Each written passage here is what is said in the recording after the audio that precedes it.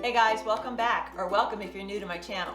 Today I'm going to be making keto dinner rolls. So I made this big pot of zuppa toscana for my son and the guys at the fire station, and I wanted to make some bread to go along with it. But a lot of the guys there follow a keto diet. So I had to go online and try to find a recipe for keto bread. One of my favorite YouTubers is Mary from Mary's Test Kitchen, and she had a recipe for keto bread. These rolls are soft and chewy, and best of all, they have only 4 carbs. Now I know what you're thinking, they probably taste like cardboard, right? Not even close, they're delicious. I'll leave a link to her channel in the description below.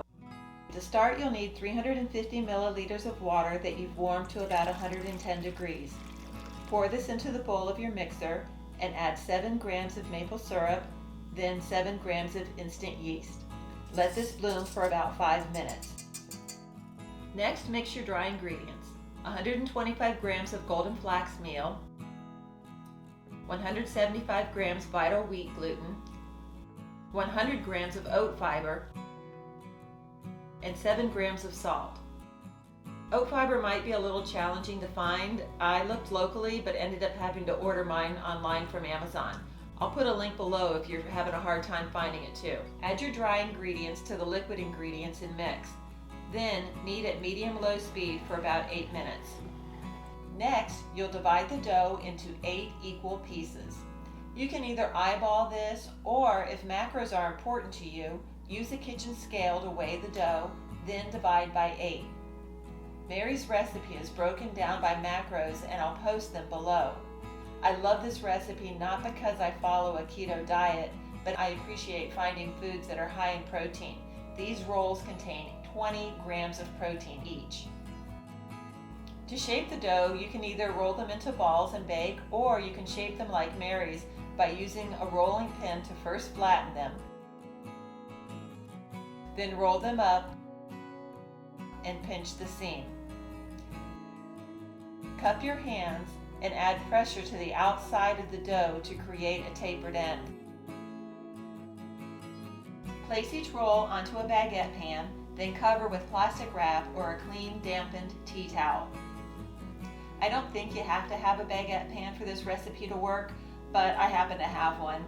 I'll put a link below for one like this. It wasn't too expensive, and I have found it pretty useful for my baking. Cover the rolls and let them rise for 90 minutes or until they've tripled in size. It's pretty cold in my house today, so I'm putting mine in the oven with the oven off and a pan of hot water to help them out a little. When the rolls have risen, preheat the oven to 400 degrees. Spray them with water and slash the tops with a lame or a sharp knife. Place the pan onto the center rack of your oven and bake for 30 minutes. I'm adding some water to a preheated cast iron pan before I close the door.